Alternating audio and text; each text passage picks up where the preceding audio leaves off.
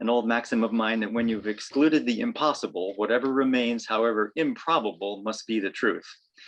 So this is a little philatelic detective story. I hope it will bring up some points of interest. This is an item that I found. I bought a little collection of early Greek stamps from somebody who had bought the collection himself only because he collects the Olympics issue. He wasn't interested in anything else. So, he had this remnant of a collection and he sold it to me. And this item stood out because of the condition, basically. It's got such nice margins. It's so clean. This is quite unusual for one of the large Hermes head stamps. Most of them, are either faded or trimmed close to the design. So this seems somewhat exceptional. And also the paper is something I didn't recognize. It's very white and rather thick. And so it has a watermark at an angle. Well, it's possibly a watermark. I didn't detect it as such. Looks like it has a series of crowns. Thickness. Well, that could be. It's quite clear here. The Greek watermarks were mostly numbers. You're right. Now, this is not a watermark that occurs on any of the original large Hermes head stamps. So it wasn't something I was looking for, but you're right. It is clearly a watermark of some kind. All right, so I listed what all the possibilities I could think of. And here you can help me if there's anything I didn't think of. Number one, some item generated during the process of production. In other words, some type of proof. Not an issued stamp, but something, proofs are items that look like stamps. And I mean, they're stamps, but they were never issued because they were not one of the final printings that were released to the public. Okay, now you notice on the back of the stamp, there's no control number. Most of the large Hermes head stamps have a control number on the back equal to the denomination on the front. So a 20 lepta stamp would have a 20 on the back. But there are 3 of the many printings that don't have control numbers. And these are the first.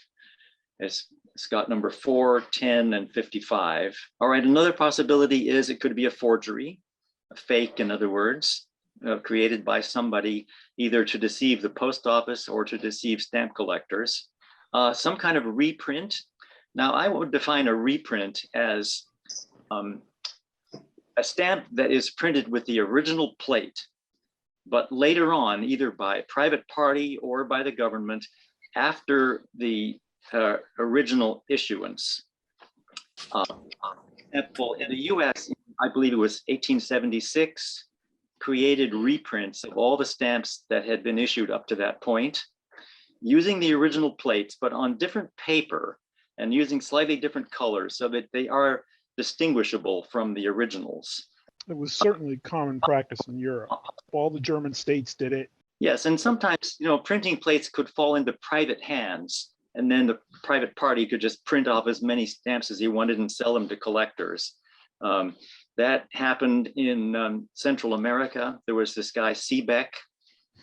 Probably heard about the Seebeck reprints from Salvador and Nicaragua and the other that are very hard to tell from the originals, unless you have a canceled one with an original cancellation. Anyway, this possibility in number 5, an officially sanctioned reproduction.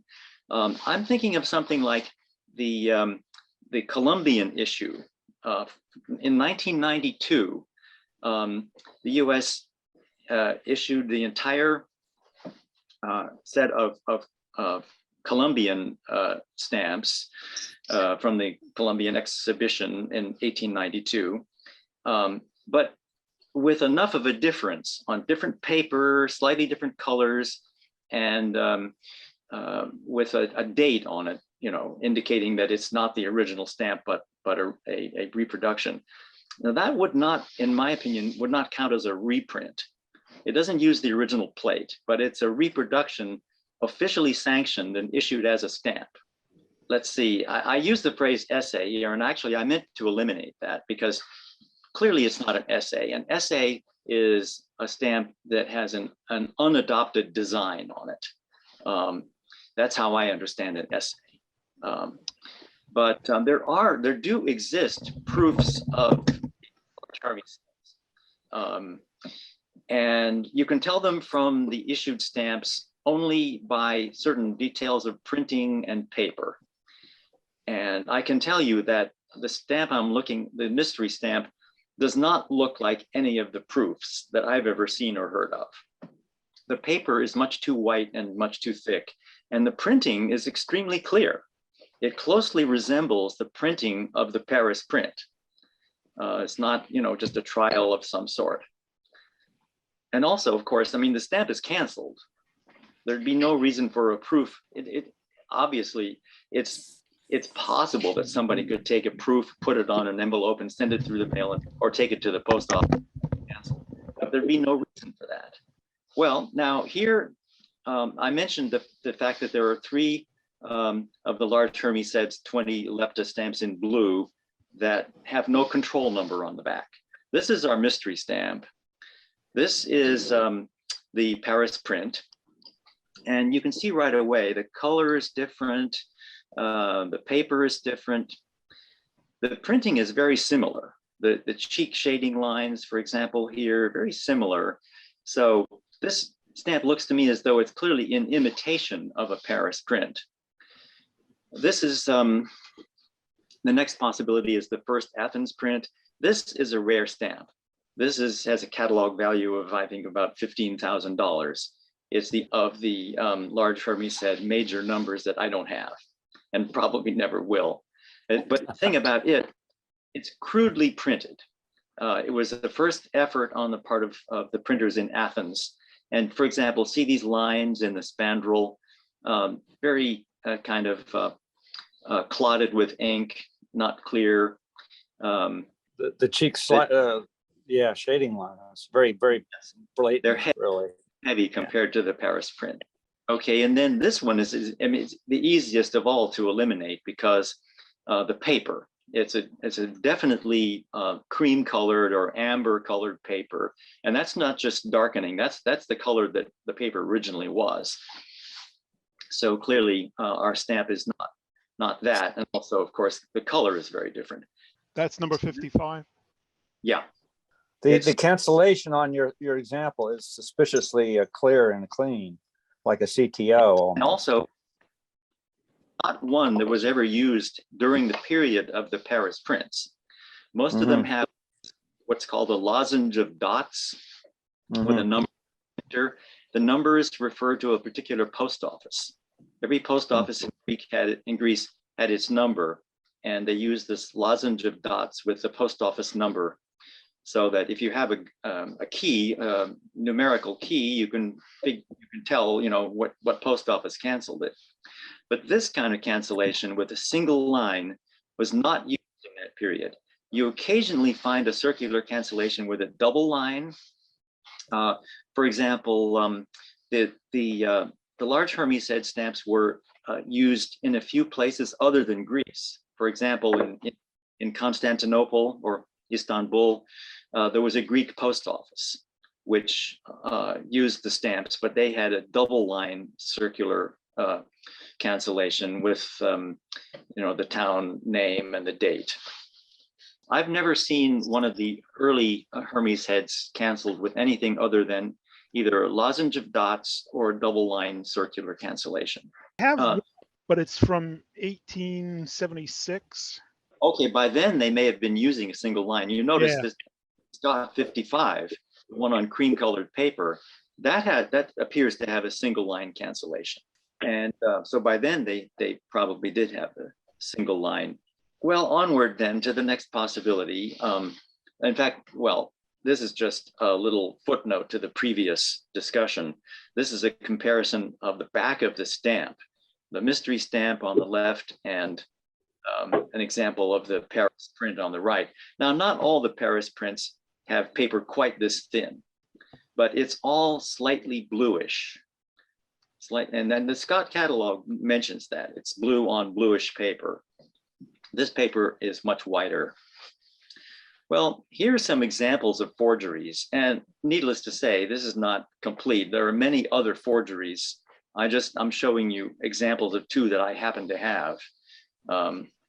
Some of them are very crudely printed like this and very easy to recognize as fakes. This one, somebody went to the trouble of actually engraving using recess printing engraved from an engraved plate. And notice how the background here has diagonal hatchings.